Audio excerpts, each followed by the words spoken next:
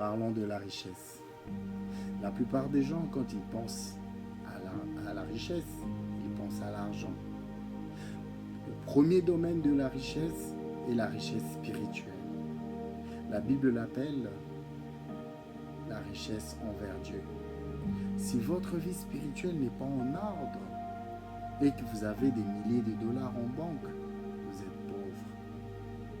À quoi servirait-il à un homme de gagner le monde entier et de perdre la chose la plus importante qu'il a, son âme?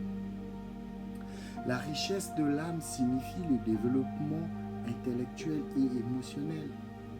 Vous devez vous concentrer sur votre développement intellectuel.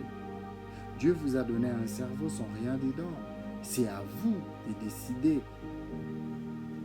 quoi télécharger. C'est comme un disque dur dans un ordinateur. Cela s'appelle l'apprentissage. Il est important pour vous de devenir riche dans votre âme.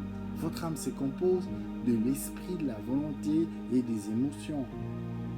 Ce n'est pas un avantage d'avoir des milliers de dollars en banque, dépourvu d'intelligence pour l'investir, dépourvu de la connaissance pour les multiplier, dépourvu et même de la sagesse de l'investir. C'est pourquoi Salomon était intelligent lorsque Dieu lui a demandé tout ce qu'il voulait et qu'il lui donnerait tout ce qu'il veut. Salomon n'a pas demandé de l'argent, par contre il a demandé la richesse de l'âme. Il a dit, donne-moi la connaissance, la sagesse et la compréhension. Et plus tard, Salomon a écrit dans son livre, les Proverbes, il a dit, la sagesse apporte la richesse.